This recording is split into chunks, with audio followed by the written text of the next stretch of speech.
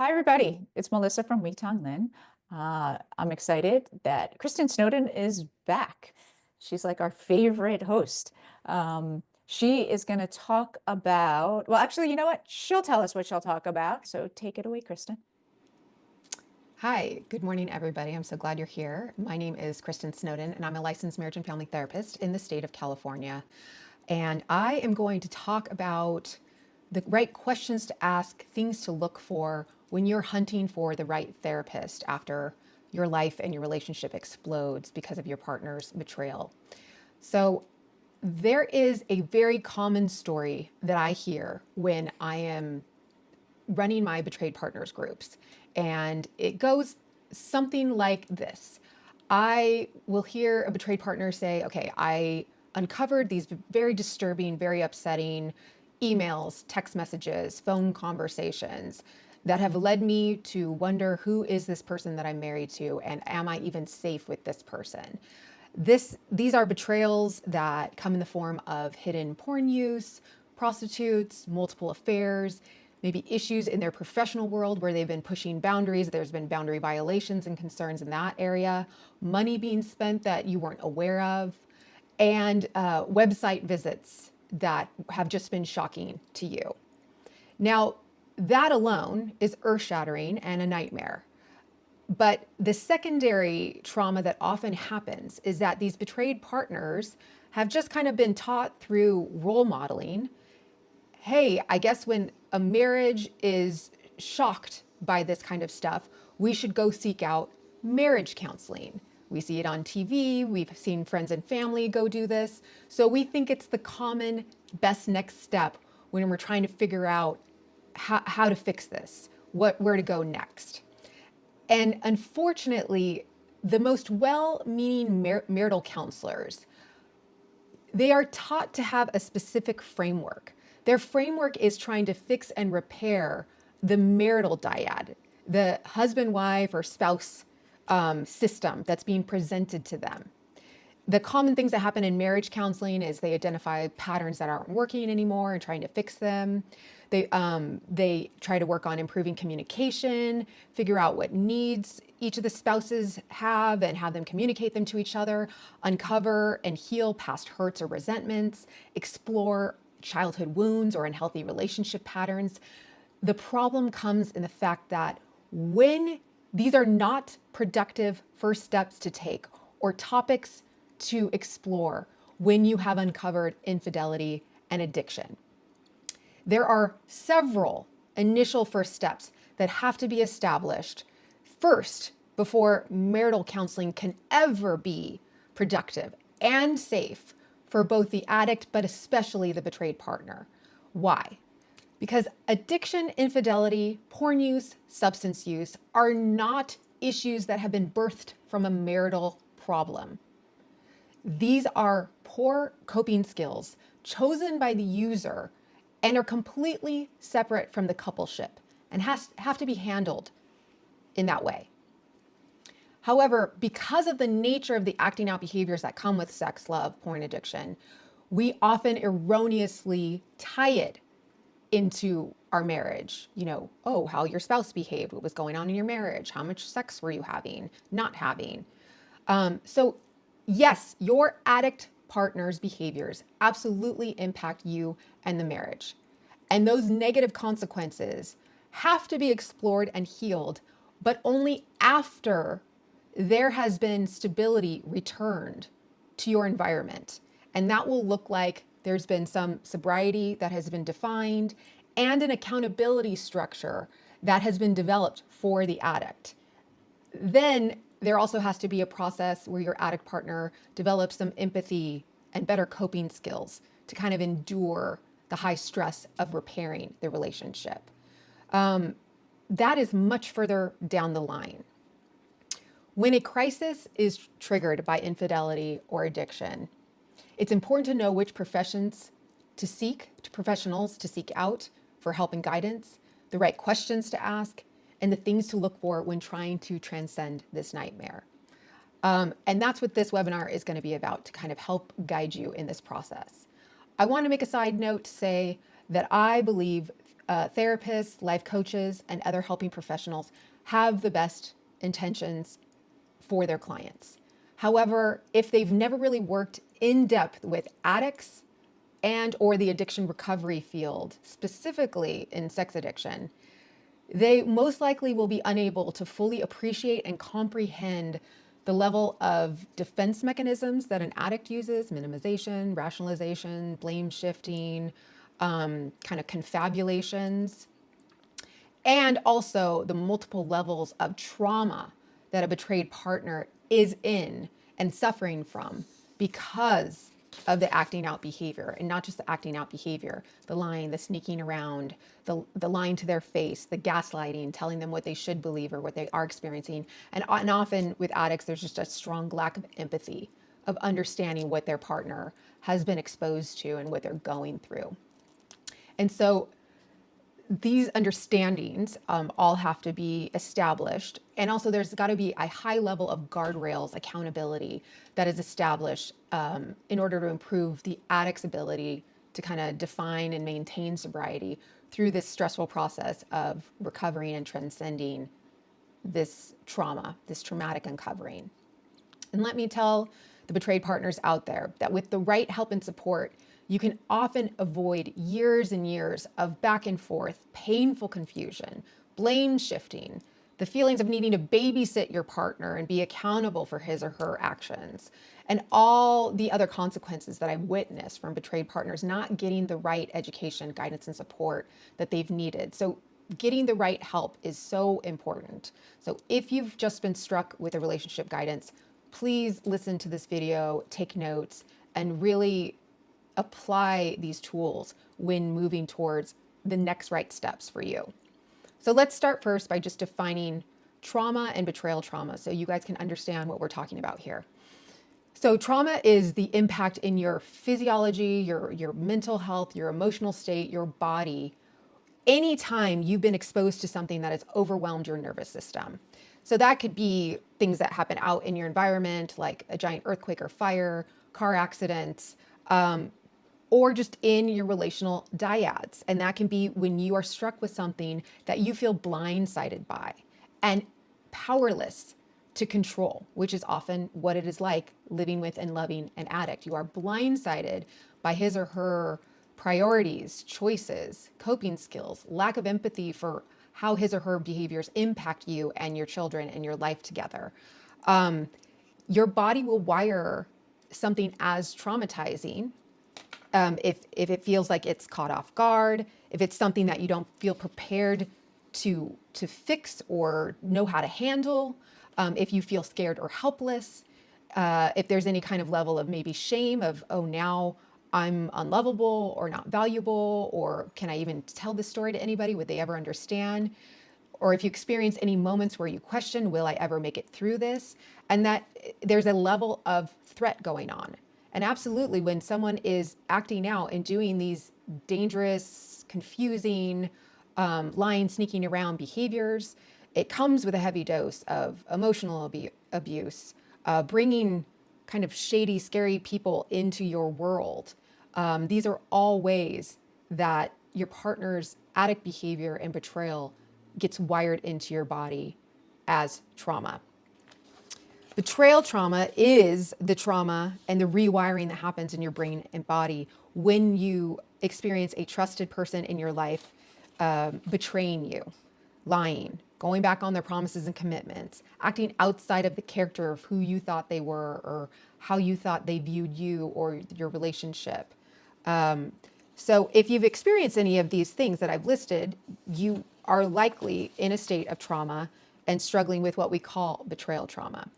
And so I want you to understand the general protocol. So I've worked in sex addiction. I was trained under Dr. Rob Weiss. I ran a men's drug and sex addiction program, but I've also spent probably the last 10 years predominantly working with betrayed partners. So from my time working in inpatient treatment centers, outpatient programs, and also running private practice, which is also like a one-on-one outpatient program, these are the general protocols, treatment protocols for what we recommend as professionals when a sex, love, porn addiction has been uncovered.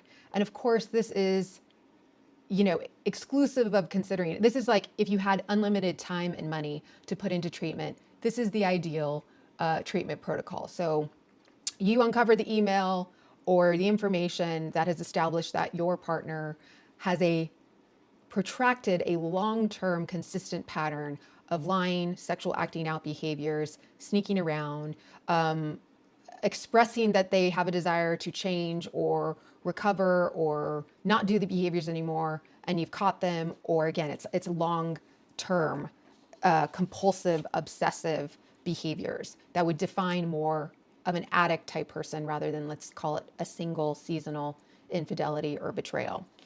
The recommendations are often sending the addict to a 30 to 60-day inpatient program that specializes in sex, love, porn addiction, not just addiction at large, but sex, love, and porn addiction. It is recommended for betrayed partners because of the nature, the very shaming and isolating nature of the betrayal. We ask betrayed partners to kind of do the counterintuitive thing, is like, you've been harmed by the person you have trusted the most, that you've made yourself most vulnerable to, that the only way through that and to transcend it is to actually put yourself in a group of people and start talking it out. And you should not be isolating. Now, the big thing is you shouldn't be, it's not exactly safe to go out to like neighborhood friends and talk about what your partner's been doing on the internet or with paid transactional people, right? There's a lot of people who can't handle those stories. Just like, again, there's a lot of like professional therapists and marriage counselors that don't know what to do with these stories. So we always encourage betrayed partners to find a betrayed partners group. That's why community groups like these We Tong Lin groups that are specifically for female betrayed partners of male sex addicts is a great resource for people, because it is a place where they can feel safe to say, I can share my story, and other people out there, maybe they don't have an exact mirror image of my story, but there's many things that resonate with them, and it pushes away the isolation, unique feeling that you can experience, the shame of who can I share this with, or no one else on earth is dealing with this, I'm alone in this situation. So we encourage the addicts to go to inpatient treatment. We encourage betrayed partners to go to groups where they can start educating themselves and understanding what's going on, learn all these concepts like emotional abuse, addiction recovery, what are 12-step meetings, what does recovery look like. We also will encourage both the addict and the betrayed partner to go to various 12-step meetings. I'm a big fan of 12-step meetings. I always start with the big sale pitch, which is they're free. So this stuff can get very expensive and time consuming, and 12-step meetings are accessible online, in person, they're free. There's so many different kinds. The types of 12-step meetings we tend to send clients to are like SAA, Sex Addicts Anonymous, SLAA, Sex and Love Addicts Anonymous, S-Anon, those are for those who love sex addicts. There's also AA, Alcoholics Anonymous, Al-Anon, those who love addicts. I've heard good things recently about people going to ACA, Adult Children of Alcoholics, but it's also, or dysfunctional families, I guess, is also the topics. I'm learning more about that. There's other types of not 12-step like meetings, but like SMART meetings. And I know there's the SA Lifeline meetings. So they're just various offshoots of these ideas that you need to go to a place where other people have suffered and struggled in a similar way and feel safe and non-judged to share your story. But it's also that they're supposed to be able to hear you and help you with accountability structure and best next steps. Eventually, the partners will get with their own sex addict type trained therapists. There's APSATs, CSATs. We can talk more about that. There's also partner betrayal. There's a couple different acronyms of understanding that betrayed partners are in a traumatic state, and they need to be going to someone who understands the complexities of that. And they start going to their individual therapists. And eventually, when the therapist has determined it's safe to do so, meaning the addict has gotten enough recovery and empathy development under their belt, they'll start doing couples work, move towards what we call formal therapeutic disclosures, and then repairing the trust and vulnerability that has been destroyed from the nature of the addict's behavior. That's generally the process of healing and recovering from sex addiction. that obviously is contingent on several different things that you just don't have control of how long it takes your partner to lean into recovery, to move through the minimization and get to the reality of the severity of the situation. So these are the things I would love betrayed partners to look for when they are trying to find help.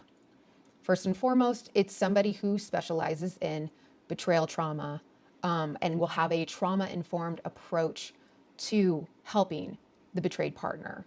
So first things first is to look for individual therapy or support for each individual, the addict and for the betrayed partner. And hopefully there's other people like in 12-step meetings or We Glen, or, I also offer free webinars through sexandrelationshiphealing.com. And those are all great sources to help you find therapists for individual work and then eventually couples work to help you move through that. So specialization in betrayal trauma and understanding what is going on for the betrayed partner, how they're experiencing this great, unsettling, hypervigilant state from finding out that the person they've trusted the most has hurt them the most, and they're just not really sure who they can trust. There's a lot of emotional dysregulation because one minute they're fearful of losing the relationship and all the consequences, and the next minute they're filled with rage because of what their partner has done, or even sometimes they try to blame shift and show complete lack of empathy.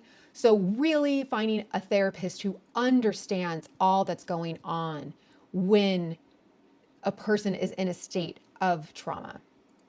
There's a great metaphor that I've developed to help betrayed partners, addicts, and even mental health professionals understand what it's like to be a betrayed partner, having just uncovered their partner's behavior and trying to figure out next best steps. It's important to realize that all day, every day, we operate through life with just a lot of assumptions. We just assume everyone's going to follow the law. We assume people are going to, be courteous or kind or act in a consistent, predictable way that's not off of our general roadmap of how humans are supposed to operate and engage one another. So I use the metaphor that I call the grocery store metaphor. So if I told you one day, go drive to the grocery store, go pick up some things, come back, that would normally not be that stressful of an experience. You are going to get in your car, you're going to go drive there, you're going to pick something up, at the grocery store where you expect it to be. You're going to buy the things that you've already seen are there, pay the money, come back. But when you have uncovered that your partner has been lying, sneaking around, as Omar Minwala says, has this entire secret sexual basement that's been going on under your nose for years, and you had no idea, it is like asking you to go to the grocery store, something that you've done every day of your life that is just something you've taken for granted, but then tell you that no one is going to follow any laws and you have no idea what's going to go on out there. So you're going to go to your car. Will it have gas? Will it not have gas? Who knows? Will people follow the rules of the road? Maybe someone will drive over the median and run into you. Maybe pedestrians walking on the sidewalk will just jump in front of your car. Maybe someone's going to drive on the wrong side of the road. Maybe the grocery store is not going to be there anymore, and suddenly the grocery store is going to be moved somewhere else. Maybe the items that you always thought were going to be there were suddenly not there anymore. And instead of a grocery store that was customer service oriented, now they scream and yell at you when you're out there trying to find the items, and the items aren't findable. You're not sure where they are.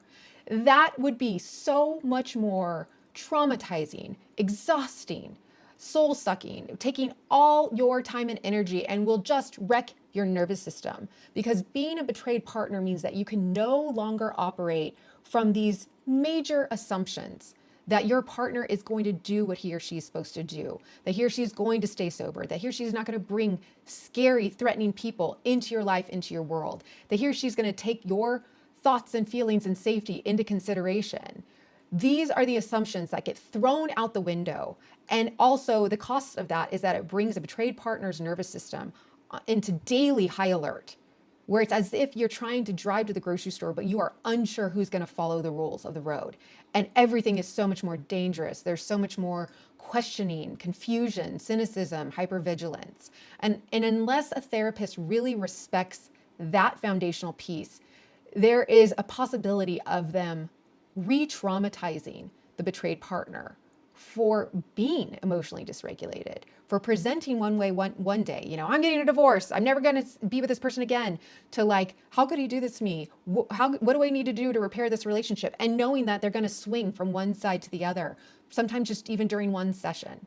It's very important that a partner sensitive therapist really wraps their brain around that and really understands that. That's the biggest thing you need to appreciate when trying to find the right therapist for you and the right groups. Another thing that you want to make sure is understanding that they know not just addiction, but sex addiction, infidelity. I have a video, by the way, on the importance of assessing, is this an addiction, or is this kind of, again, like what I said, is like a seasonal, dark season of life infidelity type of situation. Therapists who are well trained in addiction, sex addiction, will be able to assess. And that's another traumatizing thing that I have, that betrayed partners tell me about all the time, is we were in therapy 10 years ago when we uncovered an affair that happened 10 years ago. And we dealt with this like it was just like a regular infidelity. Little did I know that there was so much pornography use and secret spending and other things going on that I was not privy to. And there's always a part of them wonders, had I found the right help back then 10 years ago when we first uncovered this hard evidence that my partner is using really poor coping skills to get through life, I wonder if we would have avoided these next 10 years of pain and hurt and suffering. And also, those who understand sex addiction and this type of acting out behavior will usually require additional forms of group work, 12-step meetings for both partners, for the addict and for the betrayed partner. There's also, therapists should have some training in a partner sensitive model. There's people who are credentialed in APSATS, Association of Partners of Sex Addicts Trauma Specialists. I know some therapists that I thought about that I really like what they say about betrayed partners and really honoring their experience. Michelle Mays has some really great material. Omar Minwala has some great material with the integrity abuse disorder. Hope Ray, I think her terms are partner betrayal violence or something along those lines. Those are helpful in helping a partner understand what they've been going through. The therapist or person who's treating the betrayed partner or the coupleship should not frame the partner's behaviors and choices and emotional responses to things as enabling, codependent, co-addict, controlling. That language can feel really traumatizing. We shouldn't be discussing, after just uncovering your partner's been having affairs, asking questions like, oh, well, how many times did you have sex with him? And, do you nag him a lot about, did you go to meetings or not? These are all things that if you understand betrayal trauma and living with and loving an addict, you can understand that. Now, granted, those things could eventually be discussed and talked about. But I think there's a more sensitive way that you can approach these topics. Plus, there should be no discussion of marital dynamics until sobriety has been achieved, some level of sobriety, stability, consistency achieved, and the addict's been able to develop some empathy skills. And as a side note, I will also say there's a lot of discussion in our groups, my betrayed partners groups, about, do I have the right to check his phone? Do I have the right to ask these questions and disclosures? Do I have the right to check in that he's going to meetings or something like that? These are all things that if you're with a partner sensitive therapist, they will help answer those questions and help you understand how to kind of reconnect with your instincts and intuition. Acknowledge that you have had your safety thrown out the window, and your instincts and intuition are usually just completely destroyed by the nature of your partner's emotional manipulation, gaslighting, blame shifting. And so a lot of the work with a partner sensitive therapist will be helping you understand what does help you feel safe? What kind of boundaries do you need to establish? What kind of consequence structures do you need to set up with your partner should you find out that he or she relapses again? To really help them know, yeah, this is a normal response. There's some couples therapists or other untrained therapists that don't work in this field that would hear about, a betrayed partner tracking someone on their phone or checking their email, or wanting to know all the hotels where the betrayed part or the addict partner acted out in and think, oh, well, that's ridiculous. Why would you need to know that? That's not helpful. That's invasion of privacy, things like that. But that's because they don't quite understand the nature of addiction, addiction recovery, accountability, high accountability structure, high guardrails, and a lot of safety, and the fact that the betrayed partner has been denied all the information they've needed to make the next best choice for themselves and for their loved ones. And so a lot of the healing recovery is helping them reconnect with that. What information do you need to know to feel safe? What do you wish you'd known? And really get in tune with that and walking with their partner sensitive therapist and establishing that. And it doesn't mean like it's no holds barred. They get to do whatever they want to do, throw all the dishes that they want to throw. It's having a partner sensitive therapist really sit with them and help them figure out what's working for them and what's not working for them. What kind of behaviors are increasing their shame voices of I'm bad, I'm wrong, no one loves me, and what things are actually helping them develop shame resilience, creating healthy boundaries, sticking to consequences, things like that. Another thing that's unique for our type of field is normalizing the collaboration of therapists in the recovery process. So because there is so much high level of lying manipulation, as we say, addicts are poor historians. And partly because they are just really great liars, and partly sometimes because they're just not even paying attention. So it is usually necessary for each individual therapist of the addict and the betrayed partner and the couples therapist to all regularly communicate with one another. So everyone understands what's really going on here, what's being said here and there. And that's an understanding that everyone has to agree to when they're starting treatment. We talked about training and credentials to look for. So look, I always say that I am trained as a CSAT, but I also joke that I worked under Rob Weiss for years and still honestly work with him and his organization. So I don't have officially CSAT after my initials. So there can be therapists, life coaches, psychologists, helping professionals that are very effective in their work. I work with people that maybe don't have licensed marriage and family therapist after their name that I find to be effective. Usually it's because they have decades of recovery in their own story. They are betrayed partners who've done a lot of personal work for themselves. They've maybe worked to get a lot of certifications around trauma or boundary setting or consequence structure or helping people in this field, get recovery. So it's really more about asking the therapist when you're calling them, and we'll get to the questions to ask. But finding out what is their personal exposure to various treatment models. Have these helping professionals ever actually worked in treatment centers and intensive outpatient programs? Have they ever, if they've been working in private practice, what kind of exposure to these recovery programs have they had? Sometimes, they'll say whether or not they're in recovery or not, it's not really anybody's business. Sometimes they'll be forward and share that information. They'll sometimes say, I regularly go to SAA. Sometimes they won't share that information. It depends. But there are directories. APSATS has directories of therapists in your area. CSATs have directories with therapists in your area. These therapists, when you are inquiring for help, should be able to return your calls or email within a week or less. And in my opinion, if they're not willing to sit and have like a 10-minute conversation with you on the phone so you can assess if they're a good match for you, if your schedules even match, if their rates even work with your money situation, then you need to probably move on to the next person. Another thing for partner sensitive type of work is that therapists needs to be able to hang in there for that long period of back and forth and am I staying or going in the relationships,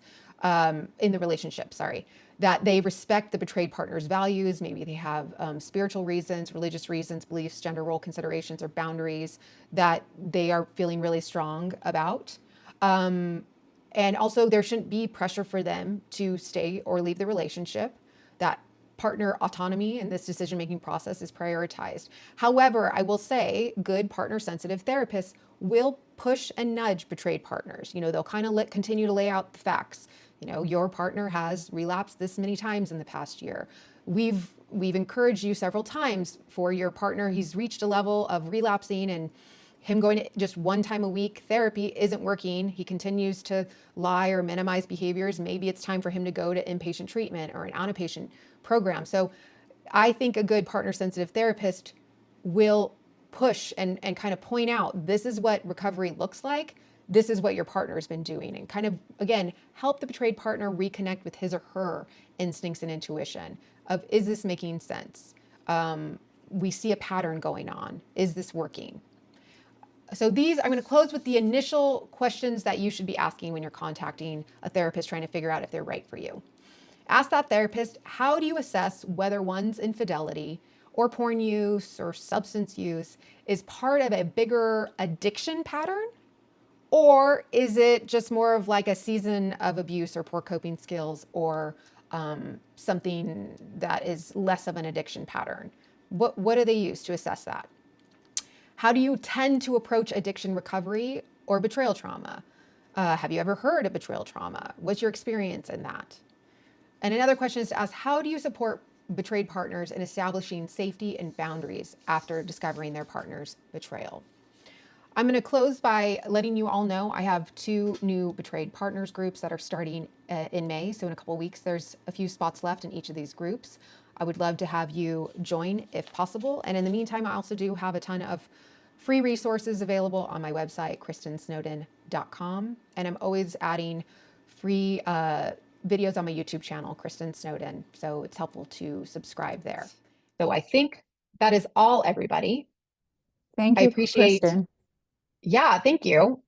Always enjoy these, and I love We Tonglen. Thank God it's here. It's free, accessible. So I have my email, kristensnowden@gmail.com, my website, kristensnowden.com. Hit me up with any other questions that you might have. Thank you. And you're Thanks. always welcome back anytime. Okay, all right, thank you. Have a good day.